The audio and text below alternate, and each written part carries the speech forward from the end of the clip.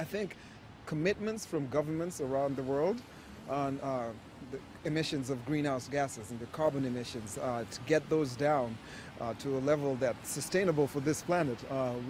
This is a grave situation. Scientists largely agree, and it doesn't take a genius to see the truth. There is too much carbon dioxide in the atmosphere, and some believe the current levels of CO2 could mean the end to mankind as we know it. All right, game over, pack your things, abandon the wasteland, focus on the new frontier. Maybe there's something we can do to fix things right here, right now, and it's common sense. Let's welcome to MidPoint, Professor of Sustainability and Journalism at Arizona State University, also director of the documentary Carbon Nation. Peter Byck joins us today. Professor, thanks for being here. Oh, thank you. Not used to hearing the word professor, but I appreciate it. Well, you earned it, so we have to go ahead and make sure the professor gets in there. And besides, it gives you that air of professionalism. Yeah. There you go. Yeah, that air. Now, I gotcha. After doing Carbon Nation a few years ago, you said at that time you think the politicians are incredibly polarized. Washington is a complete mess. We just heard a soundbite from somebody say the governments need to get together. All right. Since you created Carbon Nation to today, have the people in Washington done anything to make themselves smarter and get a little more common sense? Well, I said that the politicians in Washington were polarized, but my main message from the film and releasing the film and being around the country is how unpolarized the American people are. There's vast common ground on common sense solutions to getting to clean energy, to getting to energy efficiency, and to use our land better. It's just you don't hear it. And so that's a really important thing. I do think Washington's polarized, but I don't think the American people are. To your point about Washington, since we made the movie, in federal congressional laws and stuff, I don't see a lot. I see some executive orders that have done a lot. I see what the EPA is working on doing and cutting emissions from the coal plants as progress. I think one of the biggest things that happened in the Obama administration is the bringing up of the mileage, miles per gallon standards. I think that's going to be huge. That's actually huge. So, Peter, when we get to CO2, because a lot of this is based on that, and I want to get to carbon sequestration in a moment. I love the great terms, and we always have to figure out what they are. But is it not possible, in your opinion, to look at what's happening to the planet and say that, okay, yeah, man's got a little something to do with it. It's not all man's fault. It's not all Mother Nature. It's a combined effort between the two, if you will. Isn't it possible to say that and not be assailed every time that you manage to put man in the same sentence? We do still share a little bit of the responsibility here, right? Well, the tagline for Carbon Nation is a climate change solutions movie that doesn't even care if you believe in climate change, right?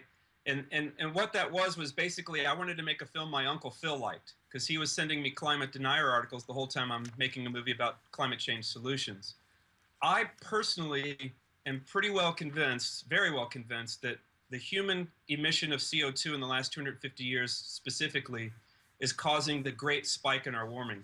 But I don't care if you don't believe that, as long as we can start talking about things that are solutions that you might like. If you're worried about national security, you don't want our Army and Navy and everybody else having to protect oil lanes. That just doesn't make sense financially, it doesn't make sense socially, it kills people. So why don't we want more energy efficient vehicles so that we don't need as much oil? There you go. Okay, so let's get away from the climate deniers and all this, and let's try to find some of those simple common sense ideas. You brought up the term, and the term I hear a lot is carbon sequestration.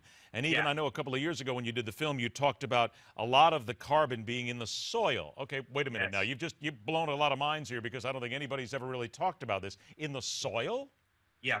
Well, our soils, basically carbon is the currency in all of our soils. All the microbiome that should be thriving needs carbon from the plant, photosynthetic activity, and it just runs the show. Dollars run the show above ground, carbon runs the show below ground. And our soils, literally through the way we've been using our land, without blame and shame, it's just what's happened. But the way we've been using our land, we've lost half the carbon to the atmosphere from our soils. So up to a tenth to a third of the CO2 that's up in the atmosphere right now warming us is actually from the soil. Okay, so let's stop there now and then get to the point, carbon sequestration, and let's boil that down in English. And how do we then stop it, reverse it, make it better? Give us an idea. you want your soils to be healthy. And so there's ways in agriculture with no-till, cover crops, things to just stop digging up the soil. That actually is the worst thing we can be doing. It kills the microbiome, or a lot of it. So that's what you can do in agriculture. What I'm really focused on right now is what we can do in grazing with cattle.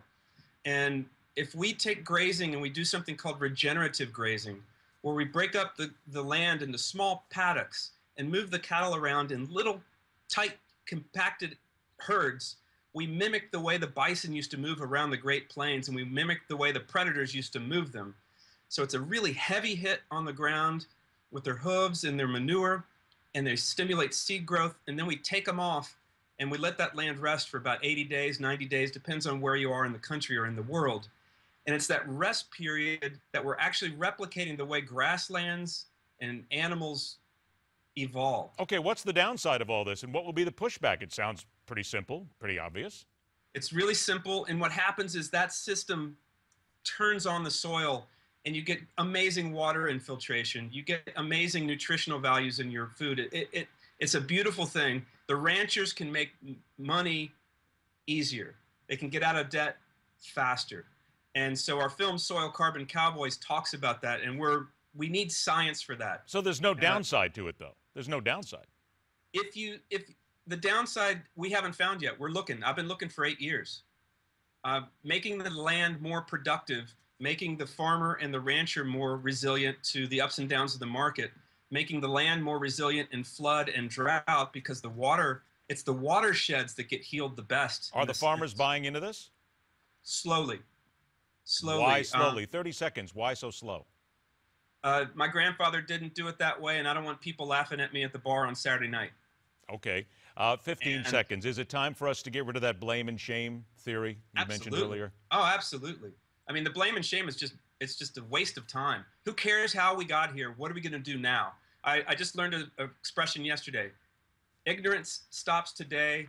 Negligence starts tomorrow. Better be careful, because if you say that around Washington, D.C. and some lawmakers, you will never be allowed in Washington ever again, my friend. You got if you say that. Professor, it's fascinating. It's something that I think we'll follow up on here and watch what happens. Hopefully farmers agree with you as well. Let's stop the blame and shame. Professor Peter Byck, we thank you so much for joining us. Thank you very much. Take care. After a short break, France and the world once again focusing on Islamic terrorism and hate in the wake of Paris. Let's stop dancing around the issue. Ask some serious questions about Muslims around the world when we continue.